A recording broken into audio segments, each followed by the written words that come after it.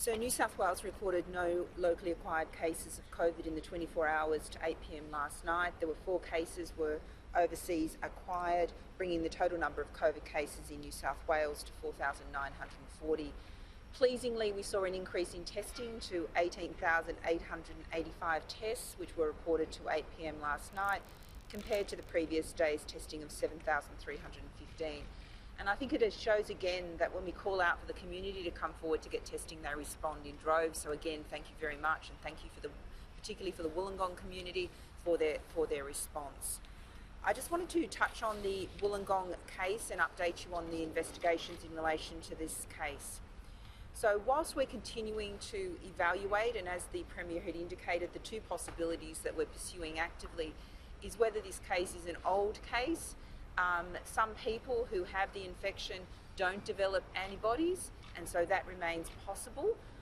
But we are also considering whether this case could just have been picked up. The person didn't have any symptoms, so whether this is a case that is presented with an extended incubation period.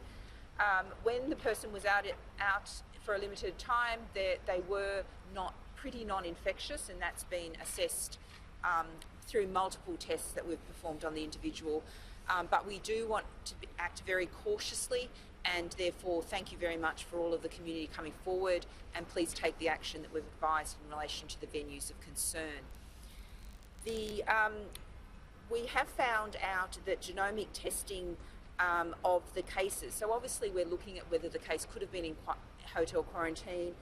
At this time, there were 5 other cases that were in the hotel quarantine hotel for a small time. Remember that in New South Wales, when anyone tests positive, we move them to our special health accommodation.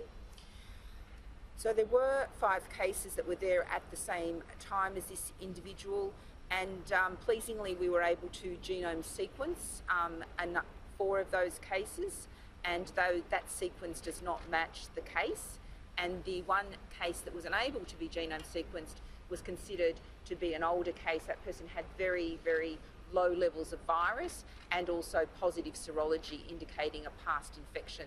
So on that basis, we think that evidence of transmission in the quarantine system is very unlikely.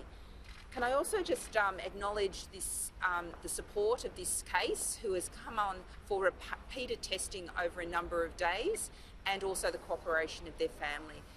We will be asking for further testing of this individual to assess their antibody response in about a week or so's time, again to better delineate between an old infection and a new infection. But in the end, it may come down to expert opinion as to the source. The main issue for us is that we can rule out anything associated with quarantine, and also the fact that we have implemented those public health response measures in the community. In relation to the Victorian situation, we are watching the situation closely, and we will be receiving an update later today, and I have also spoken to the Chief Health Officer in Victoria this morning.